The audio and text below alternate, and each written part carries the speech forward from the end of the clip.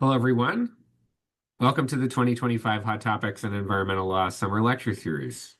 I'm Christophe Courchain, Faculty Director of the Environmental Law Center, and Associate Dean for Environmental and Experiential Programs here at Vermont Law and Graduate School. Each of our talks is worth one Vermont CLE credit, so please keep track of which talks you attend for your records. We'll have some time after today's presentation for Q&A. And if you are watching live on VLGS YouTube, please enter your questions in the chat space as we go, and we'll get through as many as we can. Today, we are very pleased to welcome Valerie Volcovici. Valerie is a reporter on energy and environment policy for Reuters and is based in Washington, D.C. One of our great energy and climate and environmental reporters. And she covers U.S. federal energy and climate regulation, as well as the energy transition's impact on communities and the workforce. She also focuses on corporate and industry greenwashing, international climate negotiations, and plastic pollution. She's the winner of the 2023 United Nations Correspondent Association Global Prize for Coverage of Climate Change, 2022 SOPA Excellence in Reporting on the Environment Award, and an honorable mention for the 2021 SABEW Best in Business Award for reporting on corporate greenwashing. Valerie joins us at VLGS this term as one of our environmental media fellows, which were selected from a highly competitive pool of candidates, journalists around the country who wanted to come to Vermont Law and Graduate School and take advantage of our summer session and learn and contribute to the community, and also, offer their thoughts and observations and work as part of our Hot Topic series. So today, in what is truly a hot topic, she will present One Big Beautiful Bill and how it will disrupt the clean energy transition. Please join me in welcoming Valerie Volcovici. Hi, and thanks, Christophe, for having me here. I'm so happy to be here in Vermont this summer, and just to the privilege of being able to sit in a classroom. So very happy to be here and take a break from, the last couple of months of coverage. I have been covering energy and environment from Washington, D.C., primarily for Reuters for many years, for more than a decade, almost 2 decades. And, there's been quite a lot of whiplash with energy and environment policy. And this time around, I would say that the whiplash is even more pronounced. And the policy changes that we've seen have been coming so rapidly, and we are now just starting to understand what the impacts will be. So it's been, as I was making this presentation, I started to look back to last year, and in some ways, things that we were covering a few months ago feel like they were 10 years ago. And then some things that I was covering 2 weeks ago feels like it was also, time, my concept of time has definitely been warped with all of this rapid fire kind of spot news, this news cycle. So I thought I would begin with the Inflation Reduction Act. So, that's really the focus of my presentation. Obviously, a lot has happened in the first 6 months of the 7 months of the Trump administration. And in the beginning, we were quite focused on Elon Musk and the Department of Government Efficiency, aka DOGE, and all of the job cuts that came with that, the reorganization of agencies, and just some of the executive orders focused on, rolling back a lot of President Biden's climate agenda, and really focused on creating a new a new focus back to fossil fuels. But what was kind of looming in the background is, what is the future of the IRA? We had seen agencies take aim at some of the grant funding from the Inflation Reduction Act, but a lot of kind of concern and uncertainty had to do with what's going to happen with these tax credits, which have been very consequential around the country and driving major investments to all different parts of the country in clean energy and manufacturing. So, what did the IRA kind of set in motion? Projected greenhouse gas emissions reductions anywhere from 43 to 48% below 2005 levels by 2035 if the bill had been fully realized and all of the tax credits taken advantage of. Projected share of clean electricity generation, renewables, nuclear, and CCS was expected to rise from 42% in 2022 to almost up to 81% in 2030, which is 5 years from now. And it was expected to add $1.9 trillion to the economy over 10 years. And these are just some projections by different organizations and even numbers from the Department of Energy. And here you can see just how much things have changed after the passage of the IRA in 2022. The clean energy sector has seen explosive growth.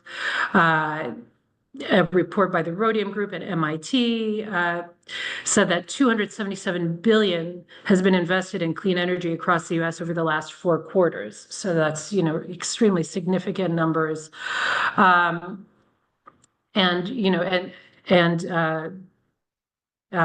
creating a lot of jobs. And reshoring manufacturing, which is also a stated goal of the current administration. As many of you know, the IRA was really a boon for red states, and a lot of the investments that were made were in red states. You can see from this map here by climate power, states like Texas, Georgia, South Carolina, in addition to New York, Michigan, have seen massive projected jobs created as a result of announcements of new projects, new manufacturing. In the southeastern U.S., we have what is called the Battery Belt that was kind of created as a result of the IRA. And I think this is, a really important point, because this kind of sets up the debate that, lawmakers were certainly having as they were debating the future of the IRA. And I think it will really be a test to see what happens with all of these investments that have started to be made in the coming years.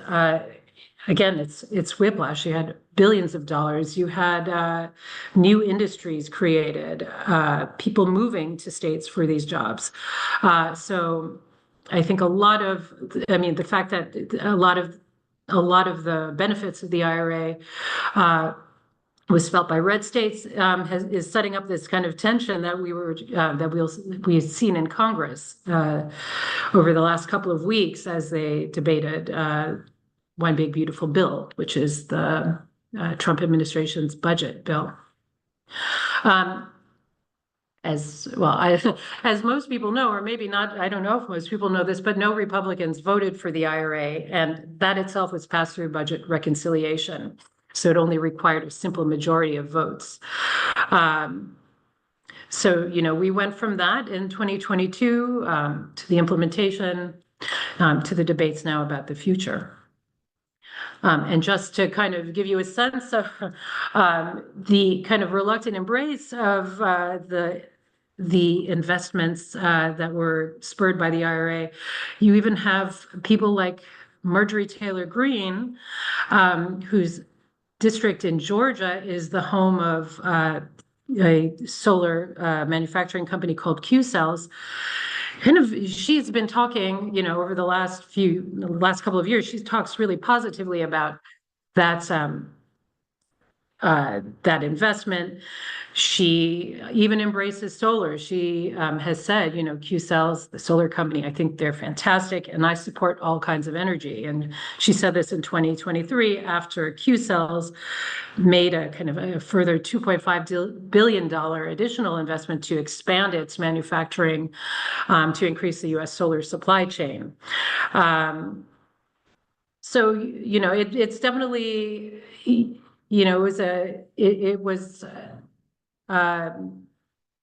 it's very interesting to hear from certain Republicans, even though they didn't support the IRA and they don't support the idea of subsidies. They also can't deny that the subsidies are responsible for major investments like this $2.5 billion expansion. So what happened in the buildup? So looking back to last year, the IRA, I don't think it was something that necessarily came up a lot. And and polling shows that the general public didn't necessarily understand what the IRA was, didn't know, maybe many of them hadn't heard about what it was, even Democrats. There was an AP poll conducted last April that showed that most people didn't know how the IRA would benefit them. Only 19% said it would have some kind of positive impact, and those were maybe the ones that took advantage of EV tax credits, for example. Last June at Reuters, at our bureau, we had former Energy Secretary Jennifer Granholm come in, and I had asked her about whether the public was kind of rallying around the IRA and trying to understand how the administration would try to promote the impacts of the IRA in the buildup to the election last year. And she kind of expressed a little bit of frustration because she said there were a few groundbreakings, meaning there were some announcements, some photo ops of a new project or investment that was coming, but there weren't many ribbon cuttings, which means that those projects are not yet, fully built.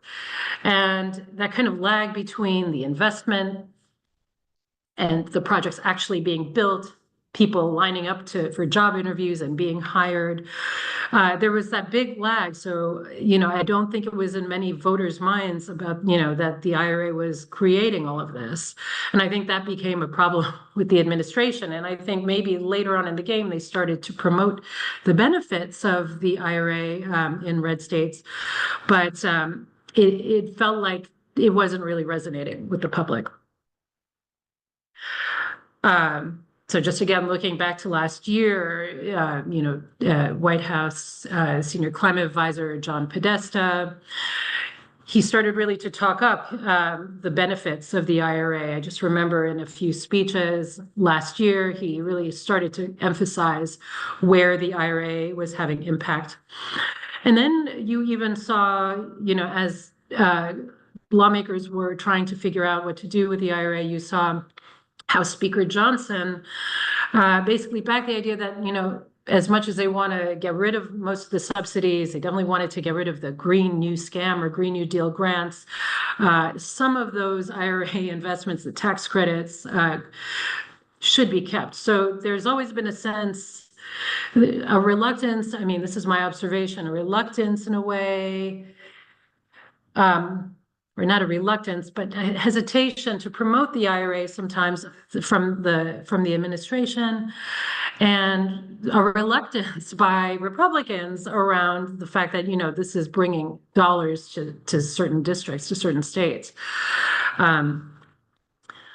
So this is where, lobby groups started to turn their attention to, they knew that these lawmakers would be really critical in after the election and protecting the tax credits, because one way or the other, they were going to be the center of debate. And this last September, I think, was a really crucial quote from Speaker Johnson. He told CNBC that, while Congress should be focused on going after the IRA grants, so things like the grants from the Greenhouse Gas Reduction Fund, this is a $20 billion fund that was meant to help communities.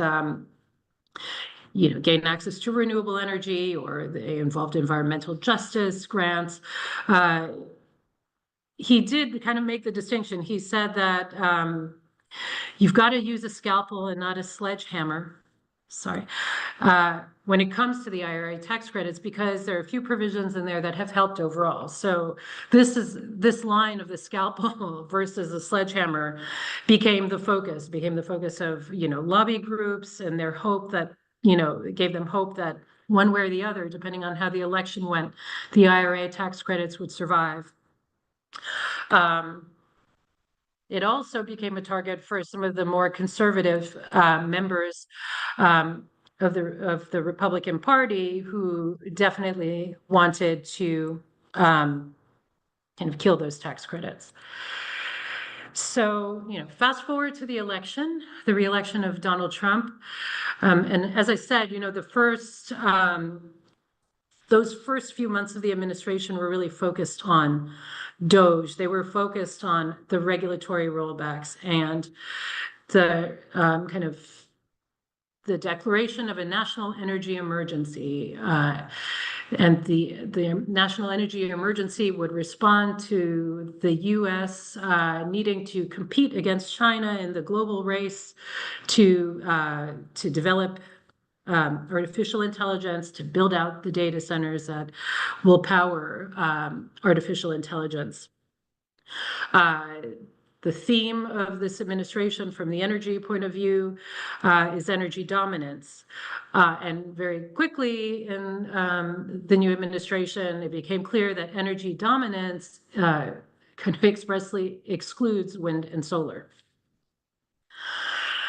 And so carrying out from, in the cabinet, carrying out the energy dominance agenda are Doug Burgum, the Interior Secretary, Chris Wright, the Energy Secretary, and Lee Zeldin, the EPA Administrator.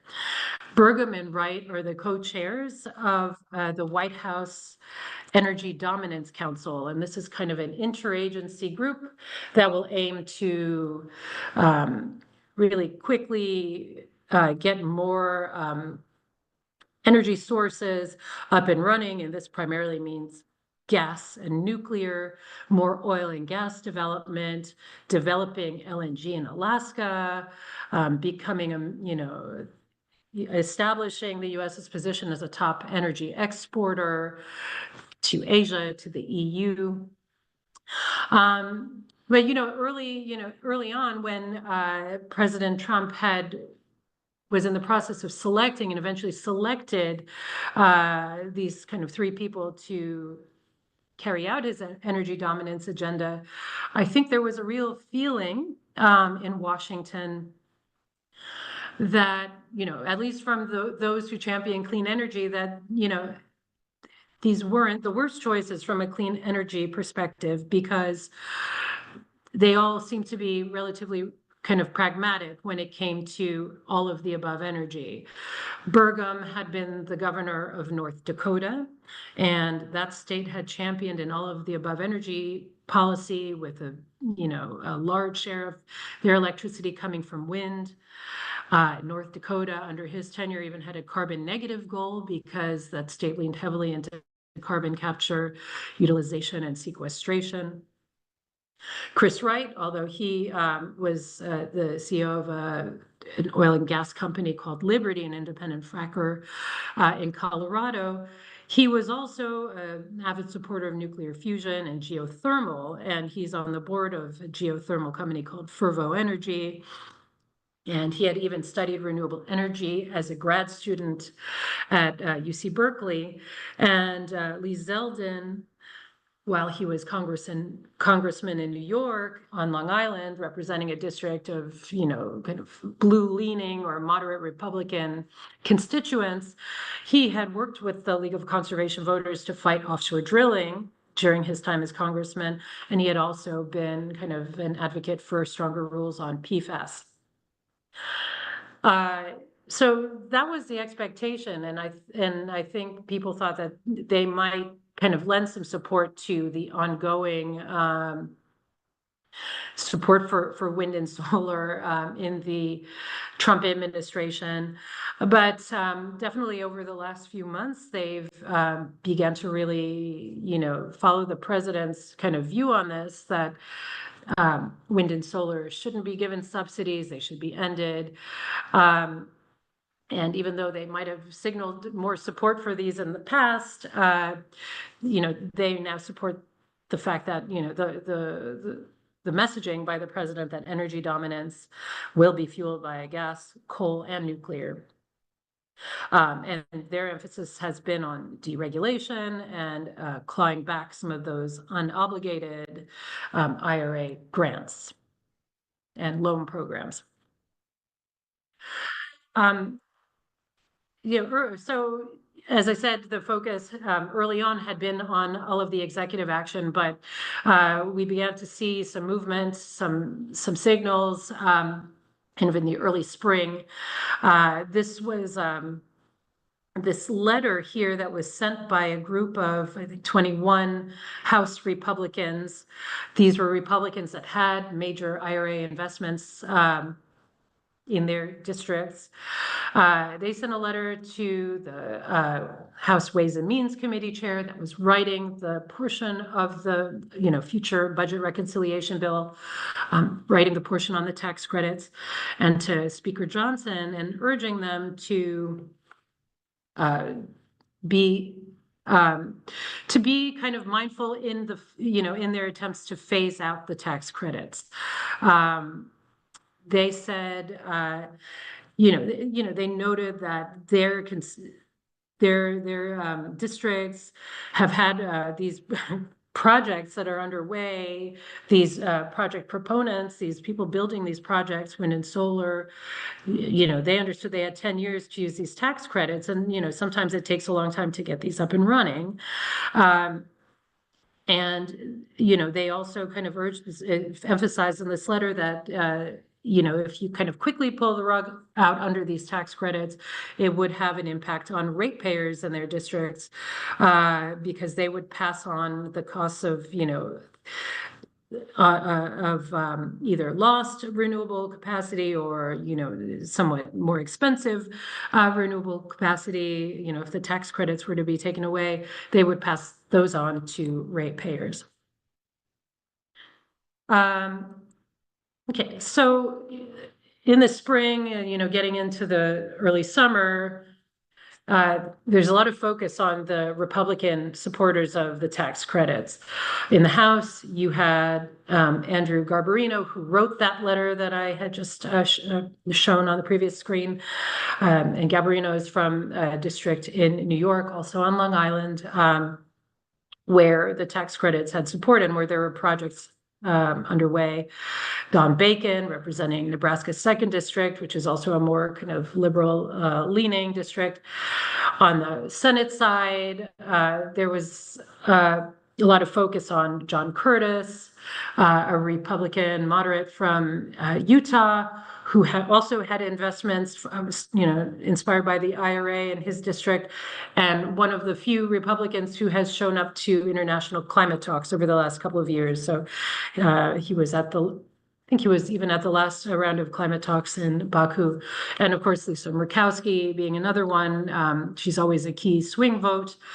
And she had been also a supporter of preserving some of those tax credits. Some of her communities in Alaska were, looking to, bring on more renewables. A lot of these small remote communities reliant on diesel and, which is expensive and dirty. So I think she was seen as somebody that the lobby groups would target. And the lobby groups include everyone from the renewable energy lobby groups to data center coalition to, your traditional, to the Chamber of Commerce, to the electric utilities, investor-owned electric utilities. The other dynamic that everyone was watching, and of course, this affected more than just the IRA tax credit, included, of course, Medicaid and other things that were crucial to the budget debate, but the House Freedom Caucus. They wielded a lot of power, as we started to see throughout the negotiations of One Big Beautiful Bill. And the Freedom Caucus, which is around 31 members, they were pretty adamant about repealing the IRA tax credits, to the furthest extent possible. This was a red line for their group, and they continued to make the case that,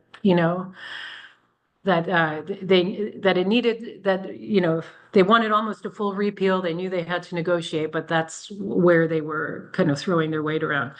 And as Chip Roy from Texas, who is one of the most vocal, at least on the IRA tax credits, he said, if you backslide 1 inch on those IRA subsidies, he said, he warned, this is a statement kind of to his Senate colleagues when they were taking up the legislation. You backslide 1 inch on the IRA subsidies, and I'm voting against the bill because those godforsaken subsidies are killing our energy, killing our grid, and making us weaker, destroying our landscape, and undermining our freedom. I'm not going to have it. So he said that on June 6th, as the House had already passed their version, and then the Senate was going to take it up. And I think there was a lot of speculation that the Senate would try to make more favorable conditions for the tax credits. Okay, so yes, sorry. First, fast forward to May, the House Ways and Means Committee put out a draft. And just, as a journalist covering this, it's interesting to see, we had to follow the committees. I had colleagues who, I wasn't myself on the Hill all the time, but my colleagues who covered Congress were there doorstepping key people. So, and they were feeding back to me, because the IRA was one of the main things they were looking at as well. Feeding back to me, comments coming out of these committees, coming out of these meetings, these luncheons that they would have. In May, we had the first view, which was the House Ways and Means Committee draft, which preserved the tax credits, preserved some of the tax credits, including the advanced manufacturing tax credit. Although it said wind energy components would no longer be eligible after 2027. And for the tech neutral clean electricity tax credits, which at that point had been wind, solar, geothermal, nuclear, had covered all of those forms of energy. They pushed up the expiration or the phase out of those tax credits in that bill. It treated all of the sources, wind, solar, and geothermal and nuclear equally. So it kind of pushed up the timeline. And the initial reaction at that point was negative by proponents of clean energy because of the accelerated timeline. But, now looking back, things started to get, it started to get worse for clean energy tax credits quite quickly, because the version that passed in the House eventually, there was a lot of pushback on that version of the bill from that House Freedom Caucus. They thought it was too generous. They thought it gave too much of a runway for wind and solar energy.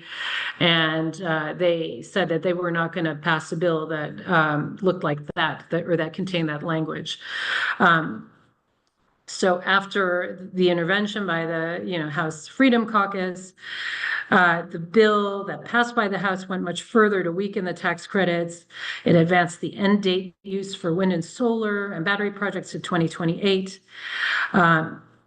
It eliminated transferability, which was a very popular, not popular, but it was a key element of the IRA because it allowed project developers to monetize or to use the tax credits to kind of get access to cash to finance projects. It eliminated that, and it required projects to begin construction within 60 days of the bill's passage. So it basically made it almost impossible to begin most projects. So, many found that unworkable, but that's what passed. And it passed if I remember, it went all night, and sometime early hours in the morning, I think I woke up very early, and it passed. And a lot of people on the Senate side who were kind of hoping for better language on the green energy subsidies, they had already said that they would seek to change that language. At that point, the immediate reactions were already negative. A lot of the industry had heard, they understood that, particularly those lawmakers, that group of 21 lawmakers, they felt that they would kind of stick up for the tax credits and really go to the mat for it. They felt they had assurances for it. They ended up voting for the bill. And this was a key quote, going back to this line about the scalpel, lobby group, Clean Energy Lobby Group, Advanced Energy United said, "This isn't a scalpel, it's a meat cleaver and will hurt us all." And then, the energy analysts, or the analysts at Roth Capital said, we had expected the bill to be better, but it got worse. So that's where things were left with the House.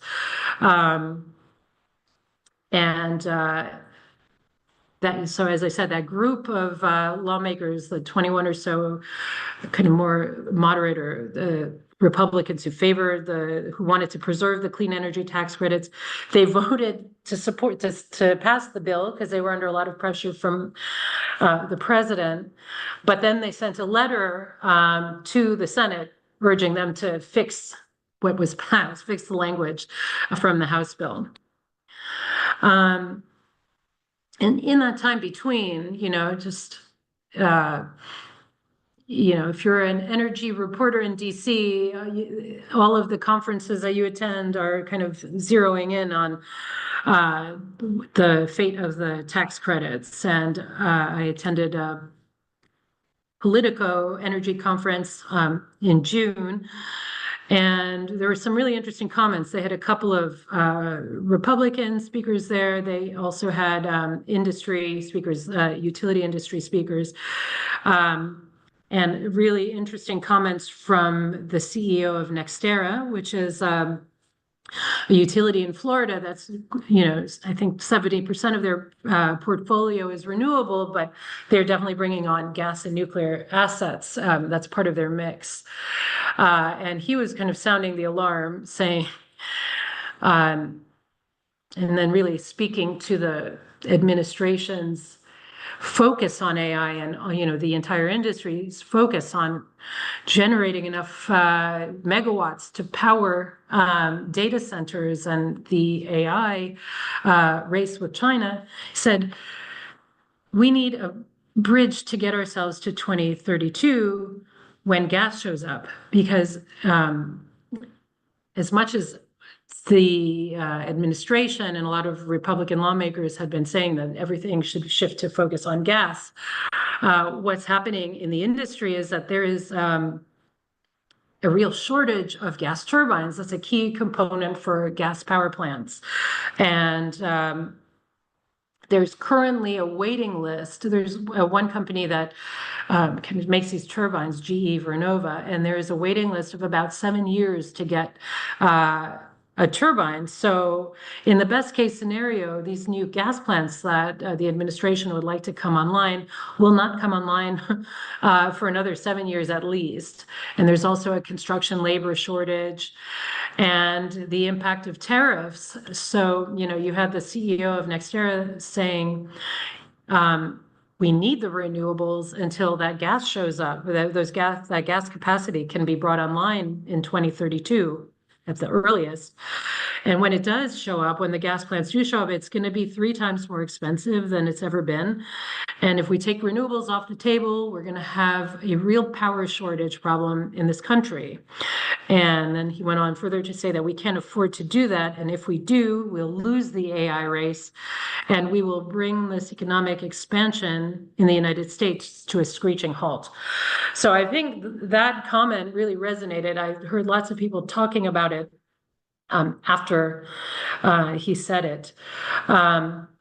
also at that conference, Senator Curtis was there, and he had been also talking about how kind of prematurely cutting off renewables would cause harm and would destroy careers, and just really kind of disrupt business and in the investment climate in certain states. And his state is one that would benefit.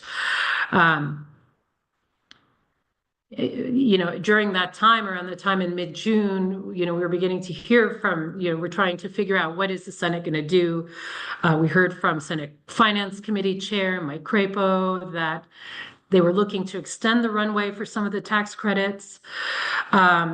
Senate Energy Committee member Kevin Kramer, also of North Dakota, he said on June 24th that there were little kind of nuggets that we were getting. He kind of signaled that the Senate version of the bill would be more generous on the tax credits and would restore the tax credit for rooftop solar, which was eliminated in the House bill.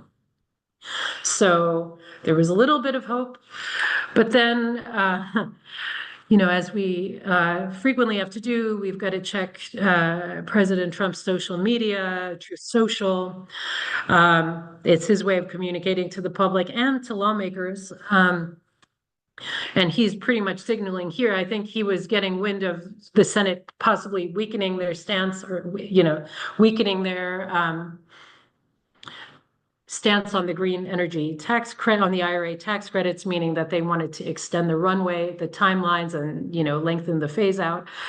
And here you can see what he posted on the green tax credits scam, and he was saying, we do not need subsidies, and talking about how all of it is made in China, and that will drive up costs, and that windmills, I'm sure you've heard many times his views on windmills and killing eagles. And yeah, so there he made his point known that he was not going to allow the Senate to kind of restore some of the timelines for the renewables tax credits.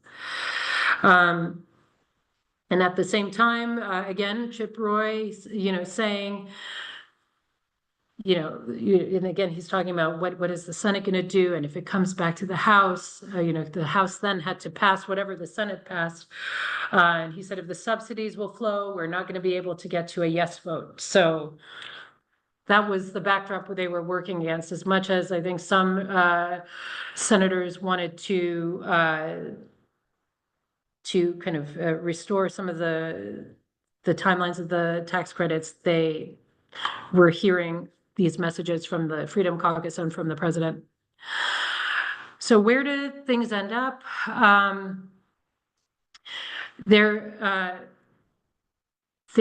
were some, there's some good news, I think, and mostly bad news for the green energy tax credits. The one good thing that happened was in the course of the Senate negotiation, someone, and I guess the common, I guess the expectation was that it was the president that, or the White House had introduced an excise tax. So in addition to the shorter timelines for tax credits, somehow an excise tax on wind and solar that kind of used components coming from China ended up in the bill. The excise tax, it really came out of nowhere, and it really drummed up a lot of opposition from two Iowa senators, Joni Ernst and Chuck Grassley. Obviously, Iowa is a big wind state, so they introduced an amendment to kill that excise tax. I think some saw that as kind of a bargaining chip, so let's put something really bad in there, to take attention away from some of the details of the phase outs and timelines. But yes, so now where we ended up is that any wind and solar projects placed in service after 27 would not be eligible for the tax credit, but if the projects can commence construction by the end of next year, they could get access to the full tax credit. So the expectation was that there will be a rush to kind of get those projects up and running. And that gave a little bit of hope that, some projects could go forward if they could get at least some of the projects started.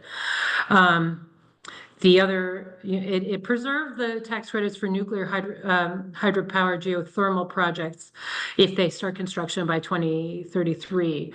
And again, those are technologies that are favored by the administration. So they want to see more nuclear. They're quite favorable to geothermal. And one new thing that ended up in the Senate bill was a new tax credit for coal. So now there's a tax credit for production of metallurgical coal. It's 2.5% of production cost, which could potentially be worth hundreds of millions of dollars for coal companies. They also got in a provision in there that would reduce royalty rates for the coal industry when they mine on public lands. So those came out of nowhere. Those were not in the House bill and they ended up in the Senate bill. So what's next? So as you know, the president signed the bill on July 4th. And again, many thought that they could start construction, there would be a rush to start projects. But a new wrinkle came in on July 7th. President Trump issued an executive order directing the Treasury Department to issue new and revised guidance within the next 45 days, or sometime by the end of August, that would restrict the use of broad safe harbors. So safe harbor is, just a guarantee that if they start construction, they can guarantee the use of the tax credit. Restricting the use of broad safe harbors to protect projects as under construction, unless a substantial portion of the subject of the facility has been built. So now it looks like Treasury is aiming to make it much harder to use even harder to use the tax credit and put more conditions, including, again, the origin of where the materials for the projects are from. So if they're using components from China. So this is now the focus of these lobby groups. They've been working nonstop for the last few months.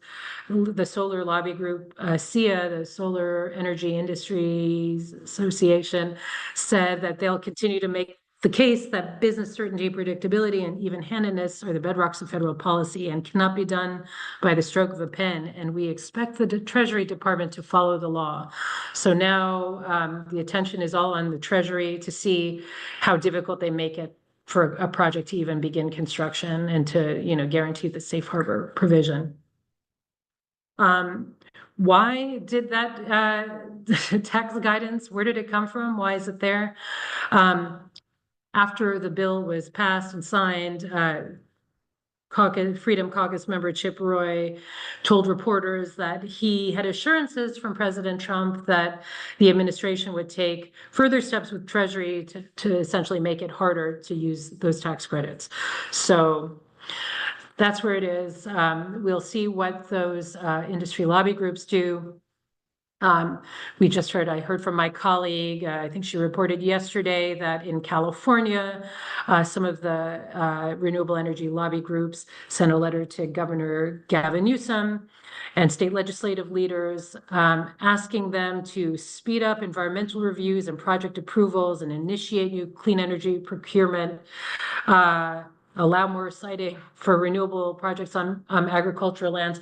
I mean, pretty much in response to this crunched timeline and what, could be, very overly restrictive guidance from Treasury. So they're now stepping up pressure on California, where there's a lot of renewable projects in the queue.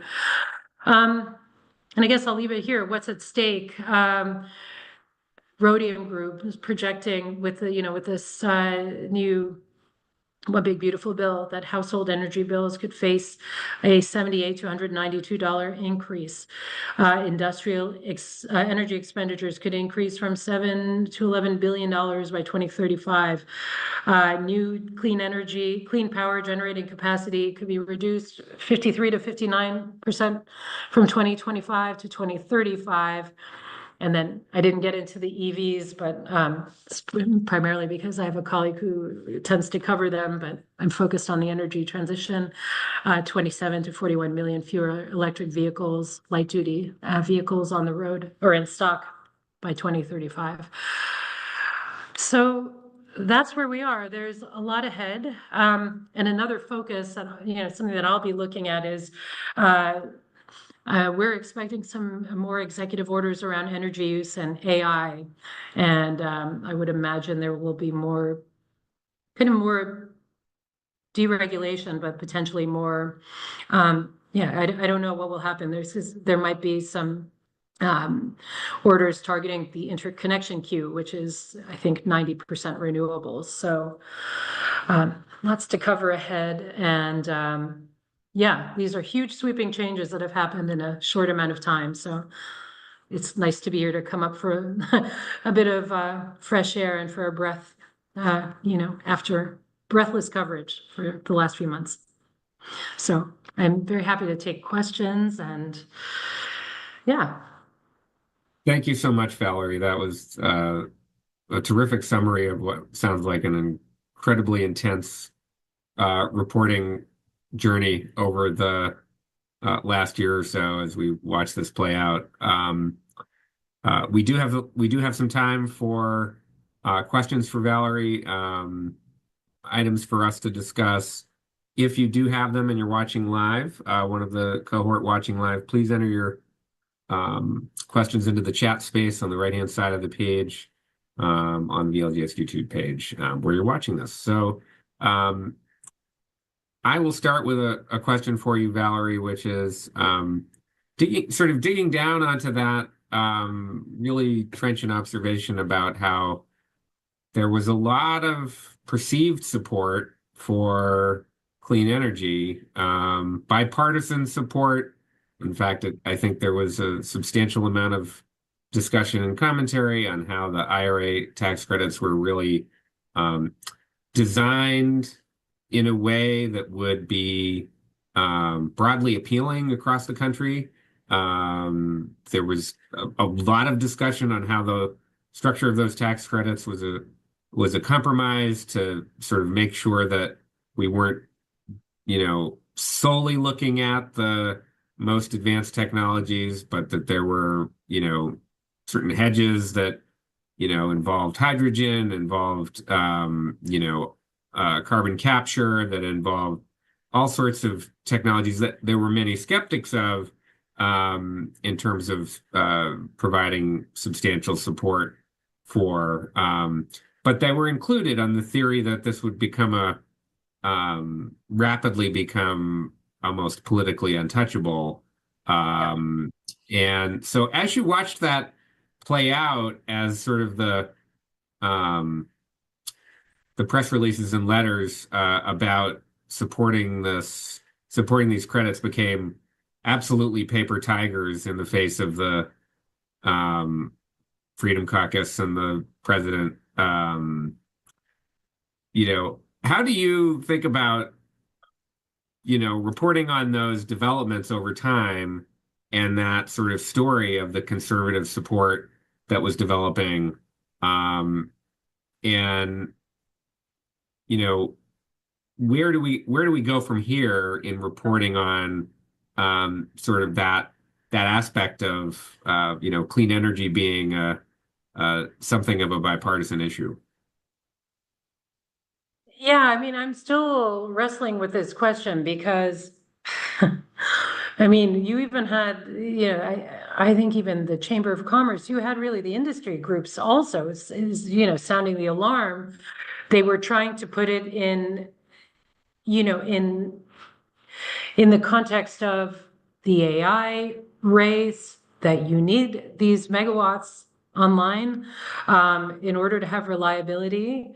There was that hitting the pocketbook issue, like this is going to drive up power prices. All of those messages, I think a few months ago, I think people thought they might win the day, but when this July 4th deadline became, we thought at first, okay, they're not going to make it. I think there was a lot of thought a few months ago, like, yeah, July 4th, I know that the president wants to sign the bill on July 4th, but it's not going to happen. And then he really started to, put the pressure on. And it was interesting to see people said the House Freedom Caucus caved, but here we saw it was interesting when that group of Republicans who have been writing letters since 2021 or making that case since 24, they ultimately backed the bill and then wrote another letter. I thought that kind of summed up where we are. Like, what are these, the messaging is out there. It's like they want their constituents to know that they tried, but the tide, it was hard to kind of swim against the tide. And I think we're seeing that a lot. And even with, as I mentioned, with the selection of those 3 cabinet members, I think really people saw that, from the clean energy, those who are supportive of clean energy saw that as maybe the best case scenario, because those people were seen as being somewhat pragmatic. But I think that the power of the executive and, I think that they couldn't overcome this. And President Trump very much has it in his mind, and it was not really budging on this point. And what I forgot to put in the slides, and this was important, and now I'm kicking myself as I've forgotten this, but the role of Elon Musk. Elon Musk kind of used his political weight through Doge in the beginning and had a lot of influence on those cuts. When he started to weigh in on the tax credits, that's when things started to unravel with President Trump. Sorry, this was an important point. But you almost had, when Elon Musk started criticizing the bill and saying, kind of retweeting some of the, the people that probably a lot of you read, or, if you follow social media, clean energy social media, he's retweeting all their posts, kind of warning about what happens when you repeal these tax credits or roll them back. And then that President Trump kind of really dismissed that. So when you didn't even have Elon Musk able to be a counterweight on on this.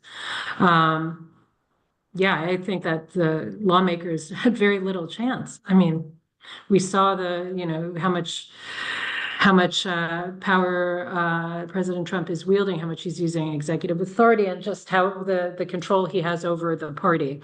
And even the apparent power in numbers, they couldn't do that much. They had their hands tied. And now as we're seeing with this Treasury guidance on the kind of that safe harbor provision, again, that's executive authority that will kind of further kind of choke the use of those tax credits, or really hamper development of those projects. So, Valerie, based on your reporting, how do you see this? There's been some discussion about the future here and whether this is sort of the death knell for the energy transition in the short term, given these developments, and that we're going to see a massive slowdown in investment, maybe after the cutoff or even earlier. But then I also, the story of rooftop solar is an interesting one in this regard that has come up, which is that a lot of the very generous subsidies for rooftop solar that were in place in places like California and Massachusetts and other states started to be ratcheted back in recent years as the sort of deployment advanced, and some of it became increasingly economic, and the companies were continuing to have success, notwithstanding the changes in the regulatory policy at the state level. And we see that story of kind of the relentless march of the economics as things got cheaper. There seem to be some confounding factors now that might prevent that from happening in the broader clean energy economy. But I'm wondering if you, based on your reporting, if you sort of have a sense for this claim that I think has been advanced, in some respects by the, Freedom Caucus types, but also by some of the more clean energy triumphalist types who've said, well, the economics are there.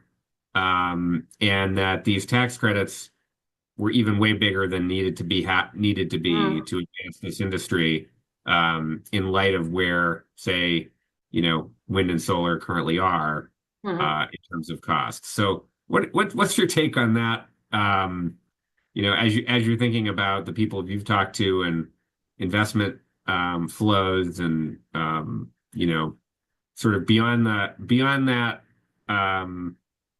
press release level where people are always very hyperbolic about what might happen or what the impacts of various policy decisions. But do you see the future for clean energy being deeply threatened, marginally threatened? Where do you come out based on your reporting? Oh, that's a great question. It seems now, I mean, I've been here for the last 2 weeks, so it's all, this is all happening in real time. I think there's really a lot of uncertainty about what's next. And so things might be a little bit at a standstill. I think what will be interesting, again, and maybe it's because I'm in this DC bubble and we're just kind of like the constant focus is on powering data centers. And I think it will be up to some of those companies. I mean, we'll start seeing some on-site powering of these data centers. And I think that there will still be interest by maybe some of those big tech companies to do to kind of power those with solar so they don't need the grid interconnection. I think, we'll have to see whether in the long run they feel that it's better for them, to make that longer term bet with renewables. And at the state level, I mean, I don't know. I think I still don't have a good handle on this myself. I would definitely love to hear from others out there about what they think. I just think that there's a lot of uncertainty. This was a new wrinkle, this executive order, and yeah. So I don't know. I think there's still a path forward. I just think that there's going to have to be a kind of moment of industry-wide kind of strategic, replanning and, what should be the focus. So I think it's all happening now. So when I get back to DC on Monday, I'll definitely be very curious to see what is the plan? What is the kind of strategic thinking around this? We're coming up close to the end, but I did have one last question for you, Valerie, about reporting and your experience as a reporter. And, if you can sort of share your sense of how, reporting's changed in this space since you've been doing it, especially when you have situations where, you get a comment from the Freedom Caucus that is just completely not based in facts as you've reported them. How do you deal with that?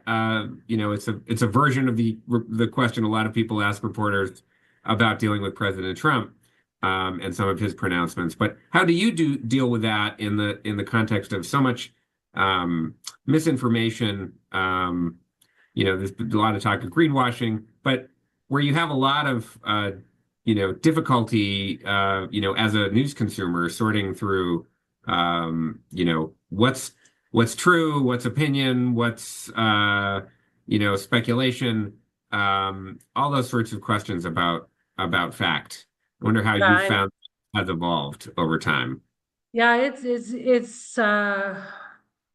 it's quite challenging, and as you can imagine, uh, more and more, if, you report something that is factual or that you have seen a document and you're not imagining something, you have a reliable source sharing something with you, or there's just a fact that's pretty widely known out there, um, and you report it that way, you can have people coming at you with, just saying, oh, it's fake news, it's fake news. I mean, that fake news thing is back. We experienced a bit during the first Trump administration.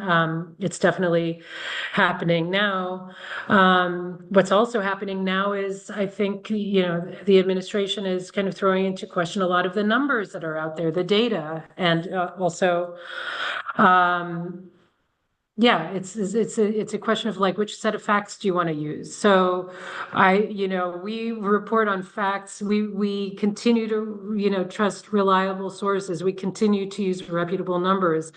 I think it's important that we don't just kind of fall into the trap of false equivalence. Like if we get a comment, to have fair comment from the other side, to fact check it, to also fact check, we fact check everything and try to, rebut everything. But you do want to have balance in a story, but you also want to, if things are blatantly untrue, you need to say it.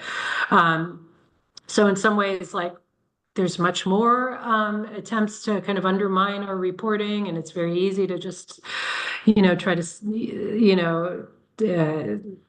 question the reputation of the reporter. But at the end of the day, we still have to do our job, and that hasn't really changed. We just have to be more careful about, you want to have the balance, you want to get fair comment, but you want to, if someone is saying something that's blatantly wrong, you just have to point to a number, point to a fact that proves that incorrect. So it's the same job. It's just more attacks, more questioning, even the role of journalism. So fun times Challenging ahead. time, Valerie, for journalism, for clean energy, for a lot of us, as we try to navigate this situation. We've been grateful to have you here at VLGS to participate in our classes and share your thoughts today. We really appreciate it. We're out of time for today's talk. Thanks again, Valerie, for the presentation. And thanks to all of you out there for joining us today. Our next talk will take place online on Tuesday of next week. So everyone have a wonderful weekend and good day, everyone.